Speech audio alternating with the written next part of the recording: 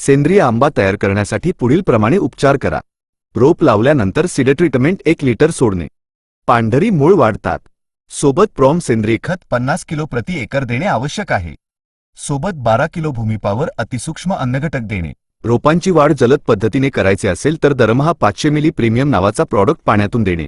Grow पानाची जाडी वाढवण्यासाठी आणि नायट्रोकिंग हे नवीन शेंडासाठी 1 मिली स्टिकर मिसळून महिन्यातून 2 वेळा फवारणी घ्यावी. जमीन उपचार फुलोरा येण्यापूर्वी ऑर्गॅनिक पोटॅश 50 किलो प्रति एकर आणि 2 लिटर ब्लूम पाण्यातून देणे. 6. चिकटा ही बिमारी कंट्रोलमध्ये राहण्यासाठी 2 मिली ब्लूम आणि 2 ग्रॅम PPFC नॅचरल फंगीसाइडची फवारणी करावी.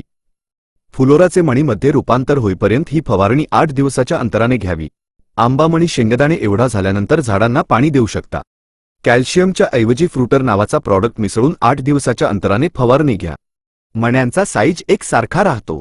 तुडतुड्यांचा प्रादुर्भाव टाळण्यासाठी, संपूर्ण खोडकीड मारण्यासाठी 1 मिली PPNP आणि 1 मिली पेस्टो हिट स्टिकर सोबत फळ पूर्णपणे तयार होईपर्यंत अमावस्येला स्प्रे घेणे अतिशय आवश्यक आहे.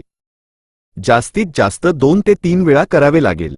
यामध्ये सूक्ष्म, अतिसूक्ष्म कीड, खोडकीड नियंत्रित राहील. याचा आंब्यावर कोणताही विपरीत परिणाम होत नाही किंवा रेसिड्यू राहत नाही.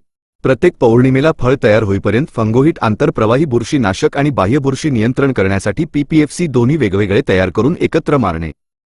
यामुळे कुठेही बुरशी असेल तरी ती संपून जाईल. 13. कुजवा किंवा फळकूज नियंत्रित करता येते. पाण्याचे प्रमाण जर जास्त असेल तर जमिनीतून रूट गार्ड नावाचा प्रॉडक्ट 2 किलो प्रति एकर द्यावे. या पद्धतीने तुम्ही जर उपचार वेळोवेळी केले तर आंबा रेसिड्यू फ्री होऊन चकाकी वाढवते, चव तसेच टिकाऊपणा वाढतो.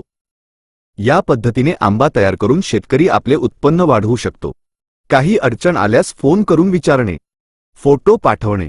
धन्यवाद.